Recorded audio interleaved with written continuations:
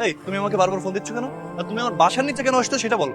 তার আগে তুমি আমাকে বলো, আমার হাজবেন্ড যে তোমাকে আজকে আমাদের বাসায় ইনভাইট করছে, তুমি কি আমাদের বাসায় আসছো না? আসবো কি আসবো না সেটা পরের কথা, তুমি আমার বাসার নিচে কি করতেছো সেটা আগে বলো। এই যাবা কি যাবা না মানে কি? হ্যাঁ, নিজের হাতে কষ্ট করে তোমার জন্য রান্না করছি, তুমি যাবা তো 100 বার যাবা। আর তোমার বাসার সামনে আমি এমনি এমনি আসি নাই, আমার আইসক্রিম খেতে ইচ্ছা করতেছিল এই জন্য আসছি। চলো আমাকে আইসক্রিম খেতে নিয়ে যাবা। আর শোনো, আমার বারবার অন্যের বউকে নিয়ে ঘোরার সময় বা ইচ্ছা দুইটার কিছুই নেই। ও আচ্ছা, অন্যের বউ না, খুব চলে। আর সেদিন যে আমার সাথে ব্রেকআপ করে চলে গেছিলা, তারপর খোঁজ নিছো কখনো? আজকে আসো আমাদের বাসায়, তোমার সামনে জামার সাথে রোমান্স করবা, আর তুমি দেখবা আর জ্বলবা, লুচির মতো ফুলবা, কিছু বলতে পারবা না। আমার মতো মেয়ে যে তোমার মতো ছেলের সাথে রিলেশন করছিল, এটাই তোমার সাত কপালের ভাগ্য। আজকে আসো বাসায়, তোমার খাবারে আমি বিষ মিশাই নাকি লবণ মিশাই এটা বুঝবা। তোমরা খেতে শুরু করো। হ্যাঁ, ছেলেটা আসুক।